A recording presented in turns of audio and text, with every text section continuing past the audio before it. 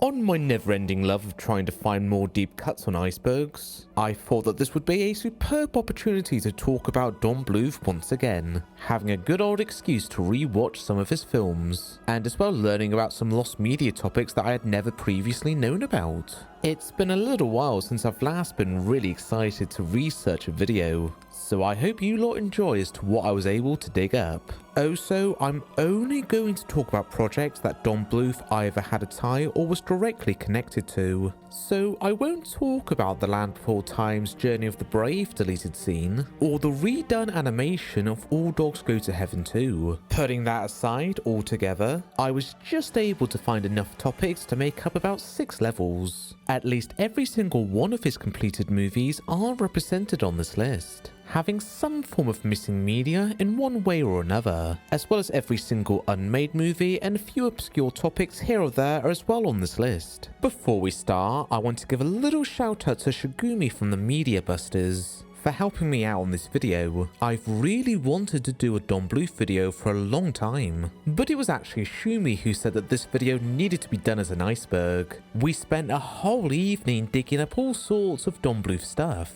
so hopefully you can say that this video is well rounded in research. So be sure to leave a comment as to what pieces of Don Bluth missing media that you lot would love to see. Alright, with the context out of the way, let's do our deep dive.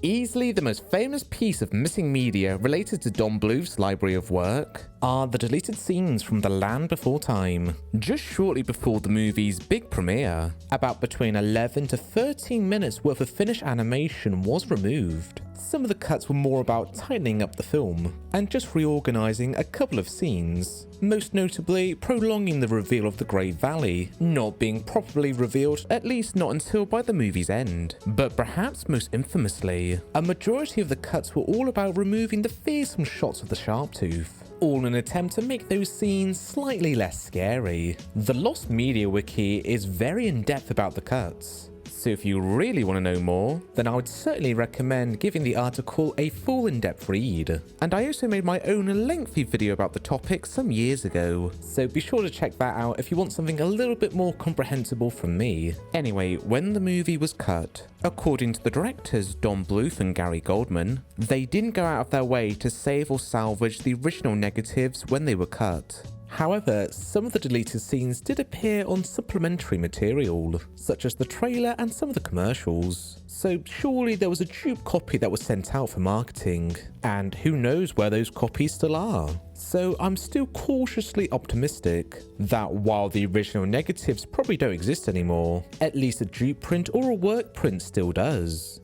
Given how popular the franchise is with its numerous of sequels, I'm astonished that Universal haven't gone out of their way to try and do any kind of restoration. Given they've put in a high amount of resources into making numerous of follow-ups, then surely they can put in that same amount of energy into looking into their archive. Come on Universal, it's the 40th anniversary in a couple of years. That seems like a pretty fitting time to release a director's cut in my book. Now moving on to another Don Bluth movie with just as many deleted scenes. A number of cuts were made to All Dogs Go to Heaven in order to reduce the age rating from PG to just G. These edits included just removing some minor swears, such as hell and damn, the shots of Charlie being hit by the car, trimming out a couple of shots from the nightmare sequence, and just re-editing some scenes, such as a Tommy gun that would have been used by Carface and Killer was renamed to Ray Gun, with added laser effects supplied on top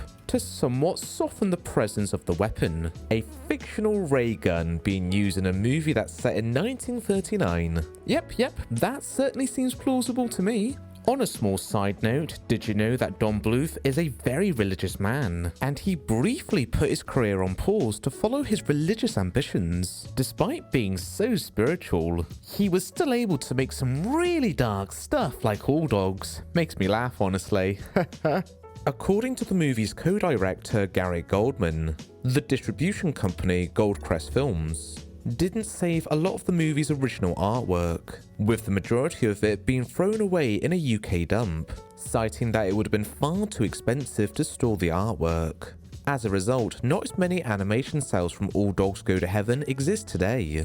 Don Bluth did had an uncut 35mm print of the film. When Don returned from Ireland, he did have plans to contact Goldcrest Films to release a director's cut during the mid-90s. Unfortunately, his storage unit where he was storing the print at the time was raided, with the uncut print being stolen. However, in some point in the 2010s, the Hell Dream sequence in the film was relocated in an archive. The sequence itself doesn't have a soundtrack to it, and the recovered footage is still missing some shots, but it's better than nothing. Although, as of 2024, it has still not yet been fully released. Still though, for the time being, at least there's a line of optimism that at least one of the deleted scenes do still exist. After a 15-year gap from their last hand-drawn feature, Don and Gary had another go at trying to make a hand-drawn animated movie, adapting their iconic 1983 video game Dragon's Lair. They initially launched a Kickstarter to raise the funds, to make a pitch trailer as to what the movie would have looked like. When the Kickstarter was over, they fell a little bit short from their initial goal and didn't make enough money. So they moved over to Indiegogo to raise the rest of the money. Combined together, they raised about $700,000. But this was just all for the pitch, as the actual movie would have an estimated budget of $17 million.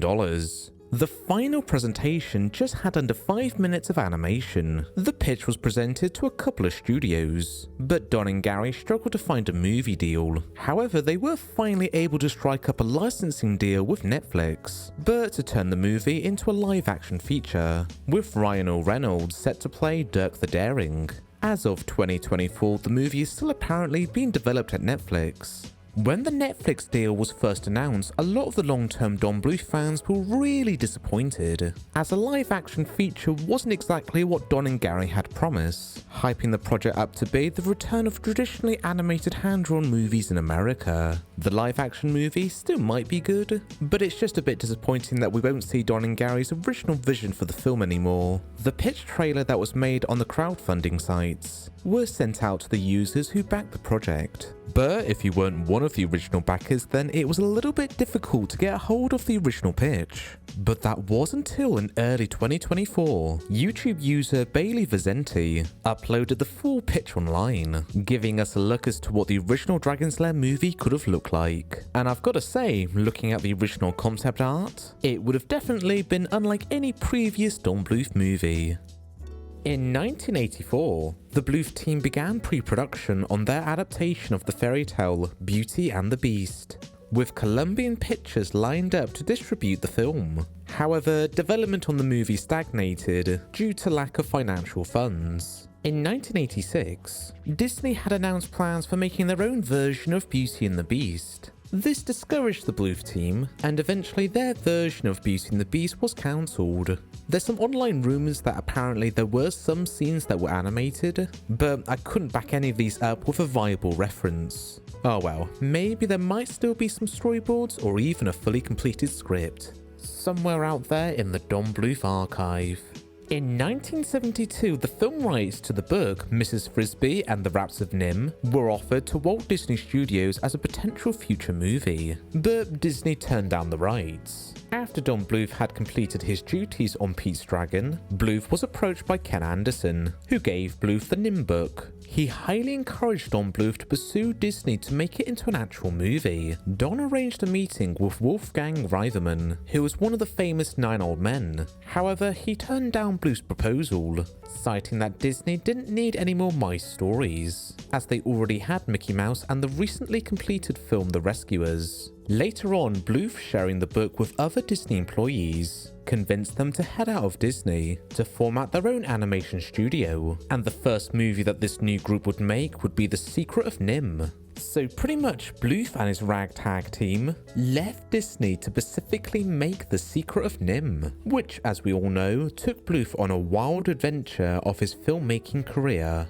Animation history certainly would have been very different if Disney did decide to make NIMH into a movie. I think I could have very easily seen The Secret of NIMH going down a very similar path to The Black Cauldron, where the young feisty animators tried something boldly different unlike any previous Disney film. But then the higher-ups get cold feet, and at the last minute completely re-edit the movie to try and make it far less darker. Not to say that I'm not a fan of the Disney movies made in the 80s, but I certainly couldn't see Disney making a movie like NIMH, as the movie is a lot less filtered and heavier unlike any other Disney movie of the time. Lost Media enthusiast Shigumi, who runs the Lost Media Busters Twitter account, was able to relocate the original logo titles to NIMH when the project was being pitched towards Disney. So maybe it might be possible that there could be some more assets from this version just laying out there somewhere.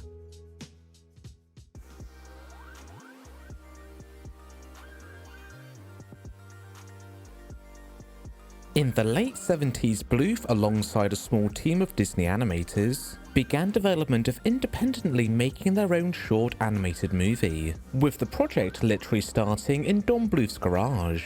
The reason why they wanted to make an independent animation was because they wanted to grasp a better understanding of the whole animation process, being able to experiment and try different techniques. The Walt Disney Studio wouldn't let them play around with their own equipment, so Bluth and his team had to literally buy the film equipment just to make their own pet project. The short film they made was Banjo the Woodpile Cat, which ran just a little over 26 minutes. When you discount the end credits.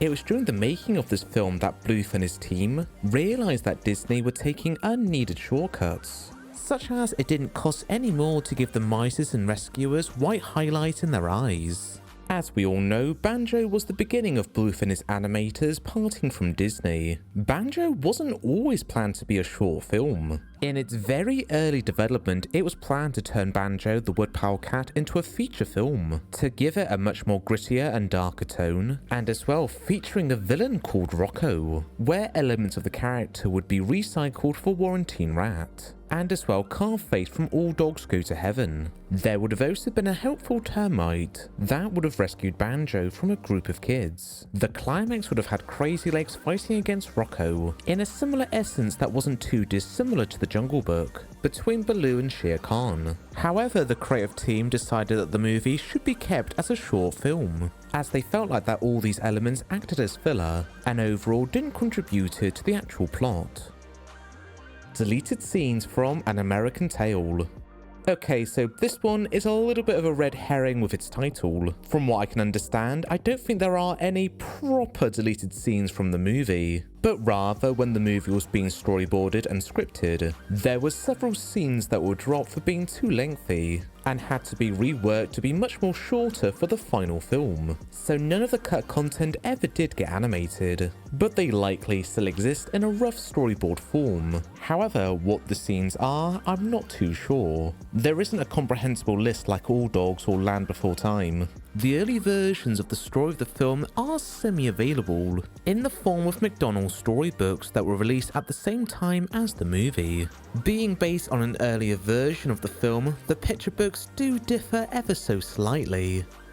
Initially, An American Tail began development as a TV special, with the idea originating from David Kirshner. The special would have been about a family of mice immigrating to America while the Statue of Liberty was being built, and the special would have been set in a world filled with anthropomorphic animals. But when Spielberg caught wind of the project, he felt that it would work far more better as a feature film, getting Don Bluth's team on board to develop the film. Not too much else is known about the TV version of the film, although Kirshner did stay on board with the Spielberg production, and did later lend a hand on another Don Bluth film, Titan AE.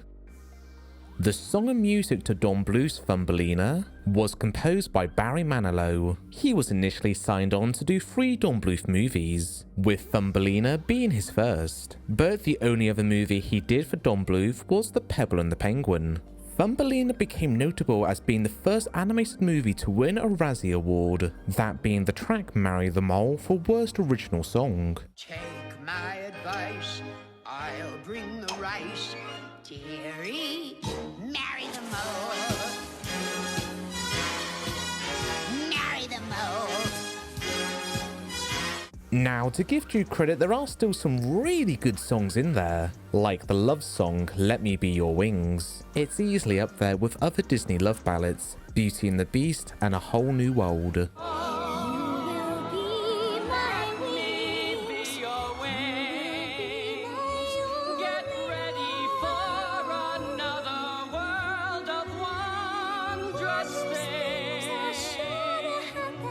there was a CD release of the soundtrack that came out at the same time that the movie was released, although there were only limited quantities made for the market, and it very quickly went out of print.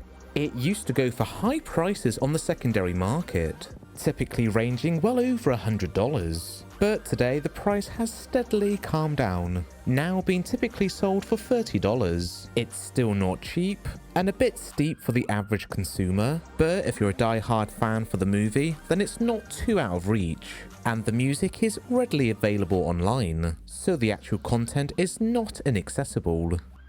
Canine Mystery was an unproduced animated movie that was in development with Don Bluth and Steven Spielberg, being about a German Shepherd private eye, where he's trying to resolve a kidnap case. The project was eventually redeveloped to become All Dogs Go to Heaven. You can still easily find the concept art to Canine Mystery online. In 1990, the Don Bluth team had their eyes set on producing a television series under the title of Jawbreaker, but with the goal of having the animation on the exact same level and quality as the animated features. A short little pilot promo was made, just being a little under 2 minutes in length. However, the series never did get picked up. 19 years later, Don Bluth would upload the animation onto YouTube.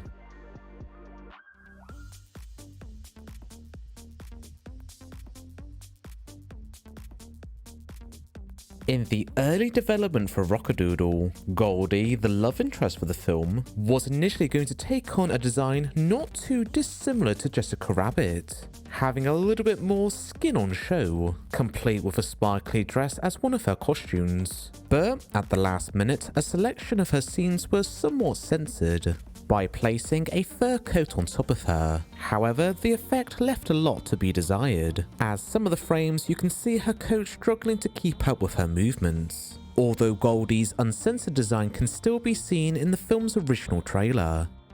NIMH, the Frisbee version. So in the original book, Mrs. Frisbee was originally named Mrs. Frisbee, which, while it's spelled differently, it sounds awfully close to the toy Frisbee, so you'd be forgiven to mistake the name for the disc. The reason why Mrs. Frisbee was changed to Mrs. Brisbee for the film adaptation was because the filmmakers couldn't get clearance to use the name Frisbee by Wham-O, who owned the trademark to the Frisbee name. However, the filmmakers didn't pursue this until quite late into the development of NIMH. As a result, quite a fair few of the actors had finished recording their lines saying Mrs. Frisbee, so some of them had to be brought back in to re-record their lines. And for the actors who were unavailable, the sound engineers had to edit around them, making them say Brisbee instead of Frisbee.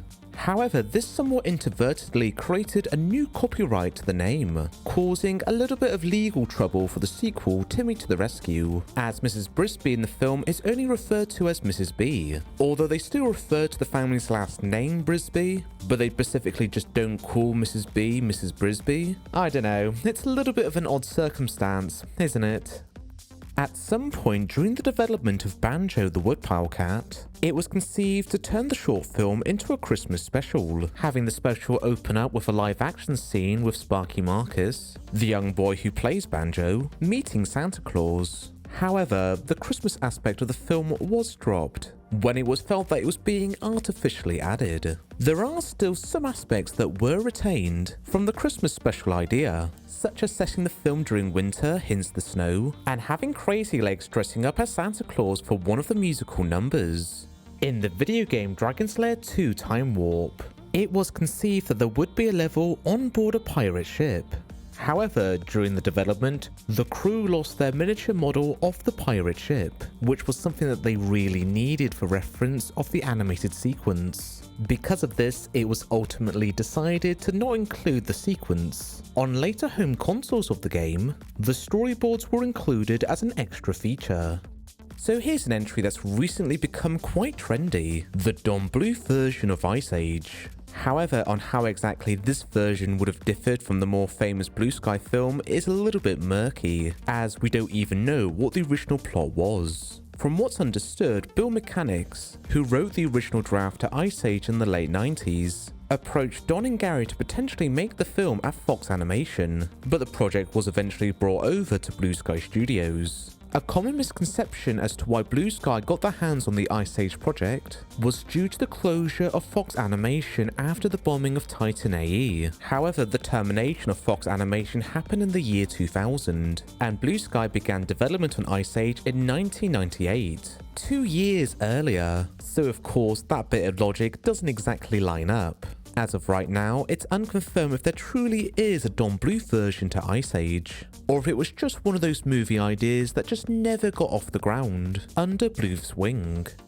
The East of the Sun and West of the Moon was a film that entered pre-production after the release of The Secret of NIMH, being based off the fairy tale by the same name, although with a couple of creative liberties, such as being set in the far future and exploring locations and areas such as the underwater city of Atlantis. However, because of financial troubles, the movie didn't get entirely far, and was later scrapped for when Bluth and his crew teamed up with Spielberg. It's often been hypothesized by Don Bluth fans that out of all the projects he was working on between NIMH and An American Tail, that this was the one that got the furthest in development, only because of the amount of artwork that has been revealed over the years. The Land Before Time began development as an idea from Spielberg, who wanted to do his own version of Bambi, but with dinosaurs. It was conceptualized that the movie was going to be somewhat reminiscent of the 20-minute Fantasia segment Rite of Spring, where the whole film would have been done without dialogue, but dinosaurs talking was eventually added, when it was feared that without it, it wouldn't be enough to carry the story. There was no real locked script for The Land Before Time during its development, as scenes were being animated while they were still writing the script. In other words, the plot was sort of being made up as they went along, so I don't think there was anything definitely made for this Rite of Spring version of The Land Before Time. The Sea Beast and Barnacle Bill was going to be the next Don Bluth game after Space Ace, but plans for the project was scrapped after the infamous video game crash of 1983. Scarcely very little is known about the game. The only elements that have re-emerged over the years is just its poster. And finally, to end off level 3, we have a famous urban legend about the Land Before Time. Its supposed original dark ending. The story goes that in the early drafts to the movie, Littlefoot and his friends become frail and weak while looking for the Great Valley. By the end, they just can't go on anymore and just collapse. And after a moment, they wake up in the afterlife, finding their family and the Great Valley. In other words, the Great Valley that they were searching for was just a metaphor for heaven. The movie was just literally all about the extinction of dinosaurs. It's certainly a very bleak direction to bring the movie in, but then at the same time oddly poetic. I tried searching up the original source for the story, but outside of speculation and fan theories, I couldn't find anything that connects this story back to the original filmmakers. So going off from that, I don't think there is any truth to this urban legend, just to make the original Land Before Time far more darker than it already is.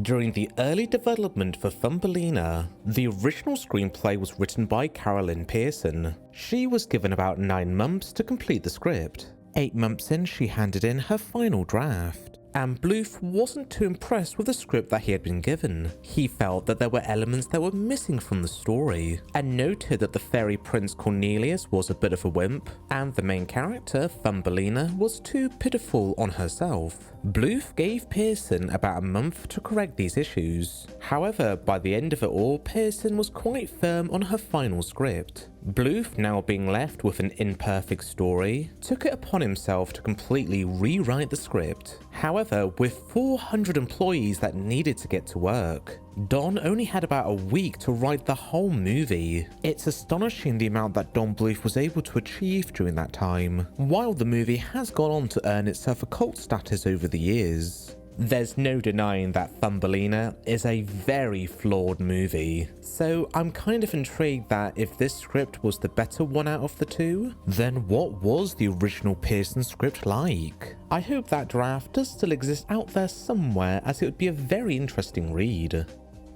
And now here's an entry on a troll in Central Park, one of Don's lesser projects, in his library of work.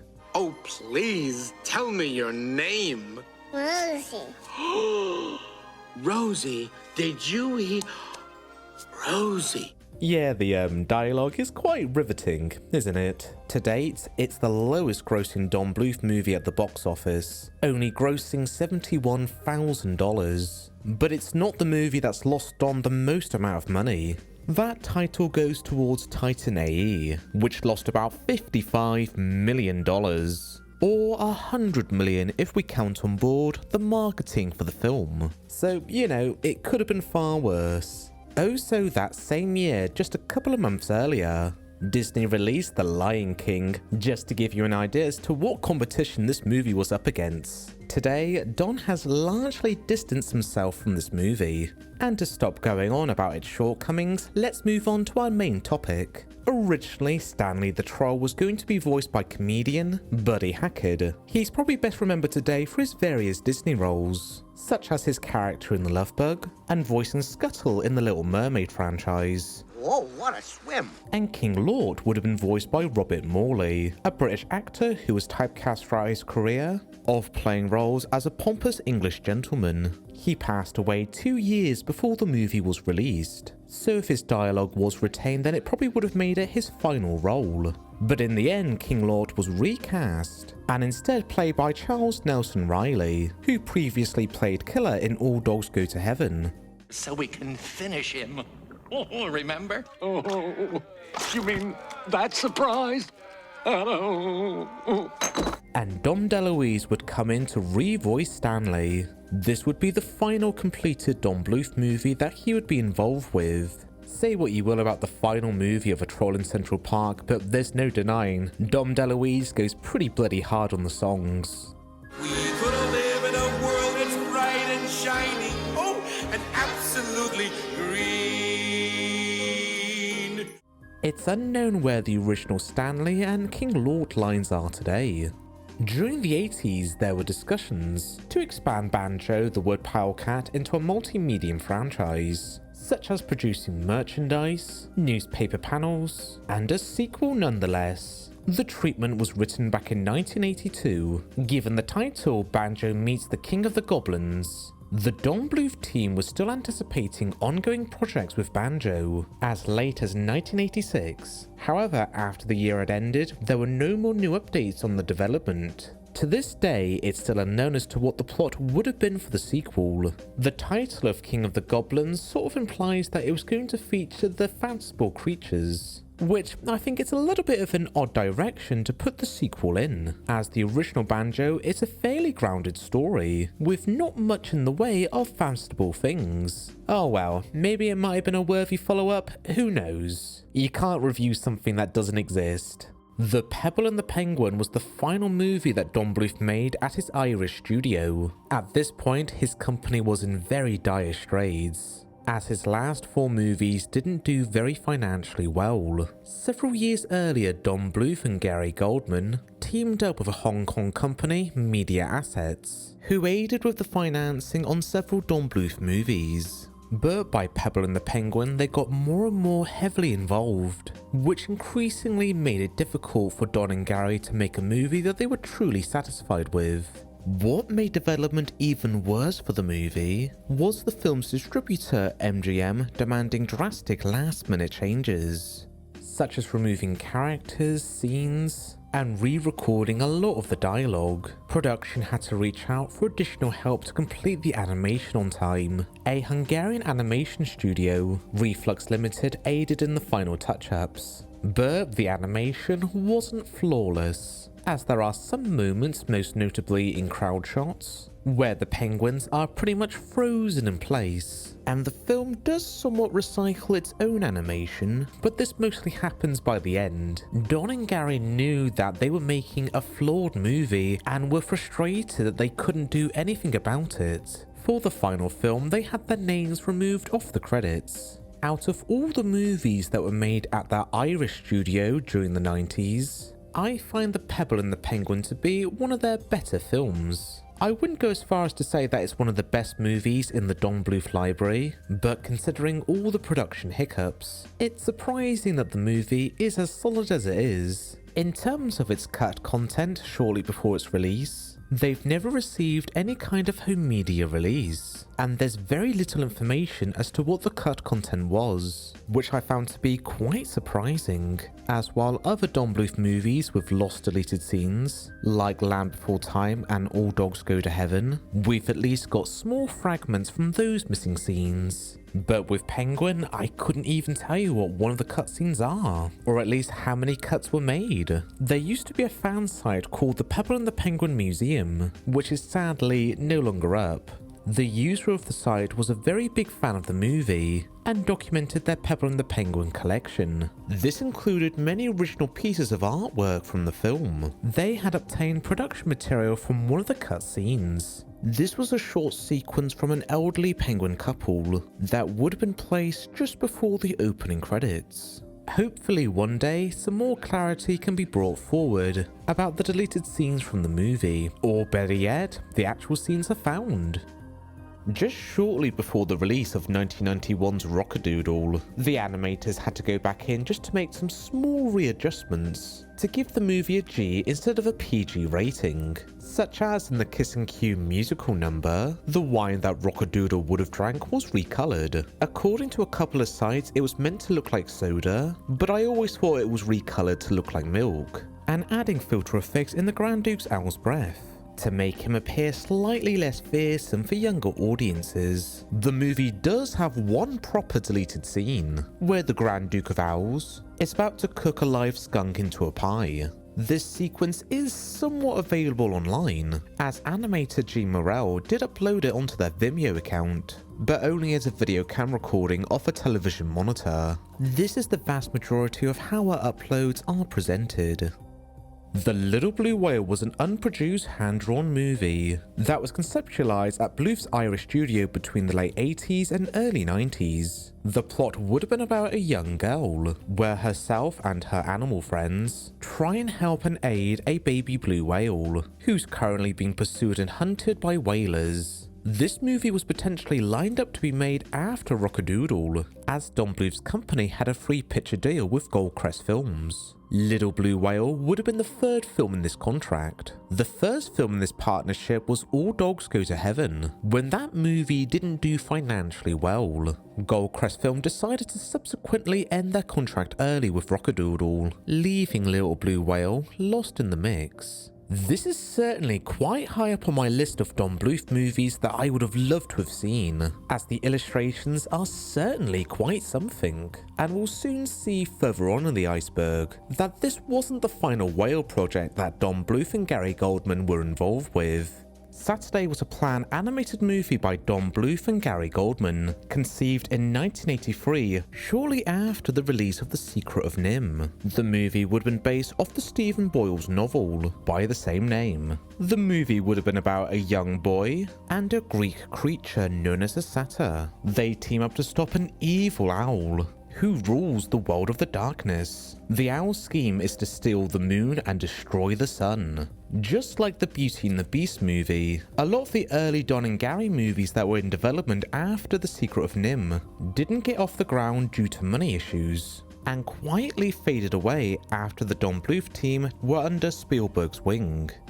In October of 2024, Don Bluth revealed on Twitter that initially when Burt Reynolds was assigned on board to do All Dogs Go to Heaven, that he was going to give Charlie a doggy voice. Bluth did not like this at all, so he then brought on board Don DeLuise as Itchy, in the hopes that DeLuise could talk Reynolds out of doing that doggy voice. According to Don, this is what DeLuise said.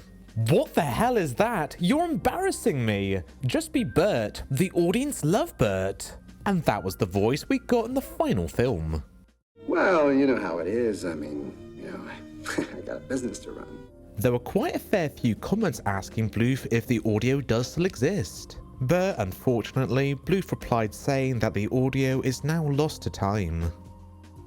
During the production of Anastasia, the crew initially filmed the whole movie as a live-action feature, and then the animators would come in to somewhat rotoscope the sequences, heavily going off the live-action footage as a reference.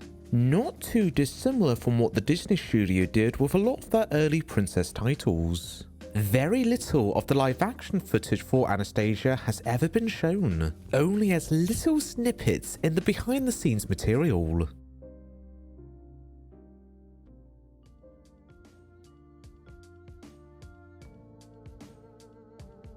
The Giver the Hoopoe was a Saudi Arabian 20-minute animated film, using CG motion capture for its animation. Don Bluth provided doing the storyboards to the film. The producers asked if he would like to perhaps direct the film, but Don Bluth wasn't particularly keen to get any more involved, so declined the offer. But despite this, the film still credits Don Bluth as the director, along with Gary Goldman, who I don't think was involved at all. For a little while, it was quite difficult to find any footage from the film, let alone any more additional information. That would be until 2019, where the film would be remirrored on several places on the internet, and I believe it has as well received a DVD release. Despite Don Bluth not being directly involved with this project, it's still currently the last fully completed animated project that he has been involved with in some capacity. So this entry comes from Reddit user NoWays Nomad, who in 1996 can recall seeing a teaser trailer for Anastasia, and hasn't resurfaced outside of the teaser's cinema run. From what they can recall, it was rather short, not featuring any animation from the actual film, but rather a single portrait of Anastasia on her own. The earliest trailer that's currently available from the film was shown by December of 1996, and includes footage of unfinished animation from the film, which was quite common to do for a lot of trailers of animated movies made back in the 90s. Anyway, the original short teaser trailer has not yet been found, but with a lot of trailer reels being rediscovered over the years and being uploaded onto YouTube, hopefully this will be something not too far out of the reach to rediscover. Don Bluth and Gary Goldman were not initially instructed to direct Titan AE. The movie was instead going to be handled by Henry Anderson and Chris Wedge, who were the head staff of Blue Sky during Titan AE's development. Titan AE as well was going to be entirely animated by CGI, which meant that Blue Sky was going to be quite instrumental to do the majority of the animation. But when Don and Gary finished directing duties on Bartok the Magnificent, they had an issue. There was no movie ready to go for Fox Animation, so to avoid laying off many of the animators, they took over directing duties for Titan AE. As a result for bringing the film over to Fox Animation, the movie was semi-traditionally animated. Don and Gary still had a big obstacle of trying to complete the movie within 19 months. However, internal politics at Fox was so messy that despite taking on Titan AE so the animators could stay in a job, 300 employees were gradually laid off during its development. Even before Titan AE was released, it was quite clear that this was going to be the final movie by Fox Animation, as the company closed down 10 days after the movie was released. Titan AE as well ended up bombing at the box office, so it didn't really help Fox too much. During the early 1970s at the Disney Company, Don Bluth had his hands on a Pied Piper adaptation, just simply titled Piper. The project only got as far as rough pencil sketches, personally done by Bluth. In the late 70s, there were ideas to re-pursue the project. However, the idea was scrapped in favour for Banjo the Woodpile Cat. In 2008 at the Savannah College of Arts, the existing drawings were re-digitally scanned up. It was discovered during this process that at the back of the paper, there were partially erased drawings from the rescuers. In 2004, Don Bluth was involved into storyboarding some segments in a reimagined version of a Pac-Man game. Not too much is known about this project. If either Don Bluth was meant to be involved with a cutscene of a Pac-Man video game, or if Pac-Man was going to be reimagined as a Dragon Lair style game.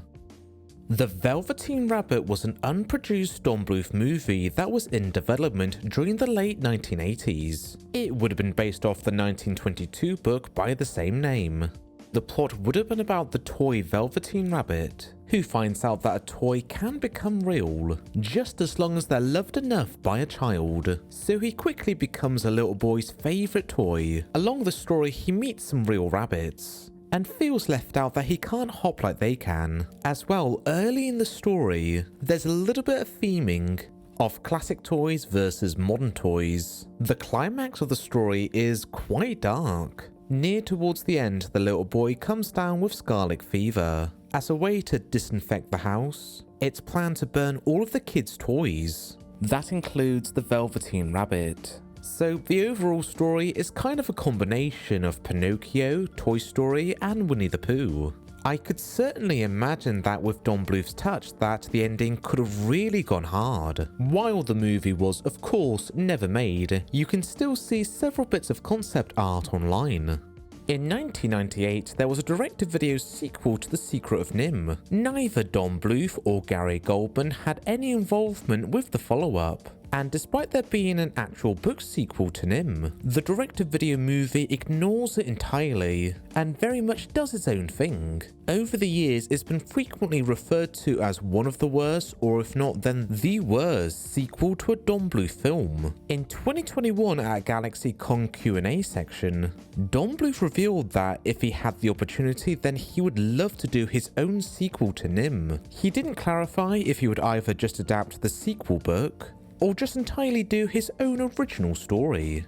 Bluth is currently in his late 80s, and if he only had it within him to do one more feature film, then I think doing a sequel to his first movie would kind of be a perfect bookend to his whole career. There have been ongoing stories over the years to remake The Secret of NIMH, either as a live-action hybrid film or even as an animated drama series. If executives can't figure out what to do with the property, then I say just let Don and Gary have another go.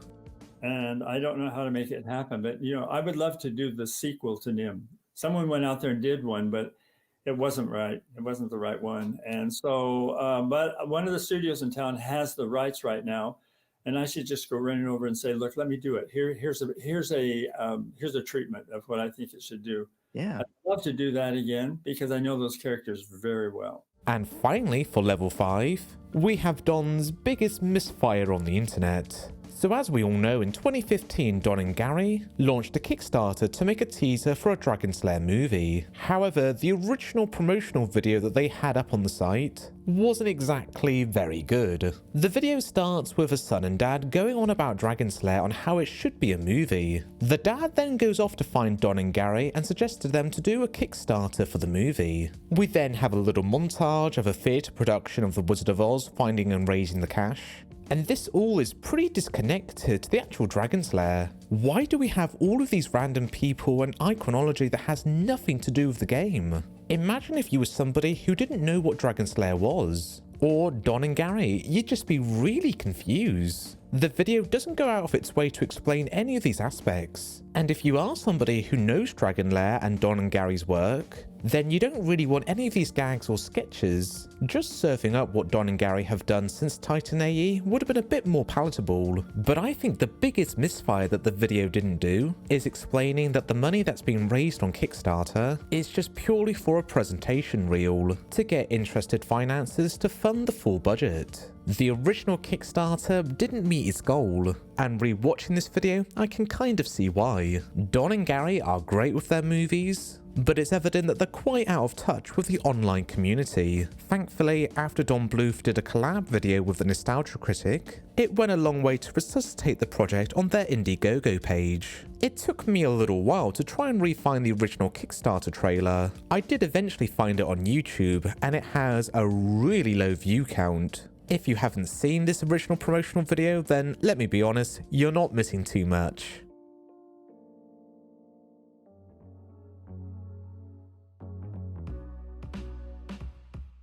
Strawberry Fields was an incomplete animated movie that was in development during the 1980s. It was conceptualized to be a spiritual successor to the Beatles movie Yellow Submarine, utilizing tracks from the Beatles library. The movie was going to implement a heavy amount of CGI, potentially being the very first animated movie to be fully rendered in CGI. The workflow was being handled by the New York Institute of Technology. However, development later backtracked into making it a traditionally animated movie, when it was discovered that the technology for making CGI humans hadn't simply come far enough yet. There was a lot of creative conflict over the movie, which eventually led to a lawsuit that permanently shelved the film. There were rumours that Don Bluth was involved with the movie at some point, although there's no evidence to back this up. However, animator Jeff Mergard, who worked on Strawberry Fields, did previously do some character designs on An American Tail, so maybe his involvement is where the confusion lies, of this being a Don Bluth project. Can Do's Song of the Ice Whale was the name of an unproduced Don Bluth movie in development during the early 90s. It would have been based off the 1988 Alaskan Operation Breakthrough, where it was a joint effort between the Soviets and the US to free several grey whales that were trapped in pack ice. With all the chaos that Don Bluth was going through during the early 90s, the Song of the Ice Whale probably got lost in the mix. It's interesting to see that this is yet again another cancelled Don Bluth movie featuring a whale. And it's such a shame because I really love some of these illustrations from Little Blue Whale. And then moving over to the real life rescue photos, you can really imagine that this had the potential for being a heartwarming story. Ah well, all there is today is just a couple of bits of concept art.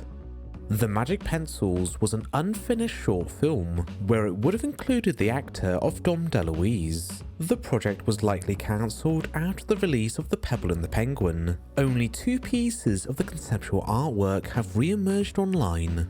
In the exact same year that An American Tail came out, McDonald's had a marketing plan where for Christmas of that year they were going to release Christmas stockings featuring images of Fievel on them. Don Bluth caught wind of this and found the campaign problematic, as Fievel and his family are meant to be Jewish mice, so having them participate into a Christian holiday was seemingly in very poor taste. There was an outcry from the Jewish community. McDonald's had to issue an apology for this. As a result, the mention of Christmas was removed for the final campaign, and a heavier focus on the picture book was emphasized instead. During my research, I found several bits of concept art that seemed to go under the title of The Music Box or Mashna and Vladimir, but I think that's just the character names of both the rat and the cat, as Mashna and Vladimir don't appear on any of the other papers. These pieces of art first appeared on Don Bluth's social media accounts, but without Don providing much context as to what they are. I've tried searching up these titles on the internet with Don Bluth's name, but I still can't find any results that directly tie back to these pieces of concept art. So if there's anybody out there who knows what this project is, then please share it in the comment section down below, as I would love to know. The Quintaglio Ascension was going to be an animated adaptation based off the book series by the same name, being about an intelligent race of Tyrannosauruses who uncover and unravel the mysteries of their world. It's a very out there concept, and I love it. The movie was on the schedule to be done by Don Bluth under the Fox Animation Studio. However, very little else is known about the project. We don't even know if there was a script or any bits of conceptual artwork made for the project. The Belgariad was yet again another proposed adaptation by Fox and Bluth on the book series by the same name. Unfortunately, just like our previous entry, there's very little information about this one as well. It's sort of a pattern we're beginning to get with the Fox projects under Don Bluth, with there being nothing to go off on the internet about all of these abandoned projects. Just like the Ice Age entry, it's made me quite doubtful that many of these films did indeed get very far in development. Anyway, here's one more Fox project, and oh my god, Hitchhiker's Guide to the Galaxy by Don Bluth?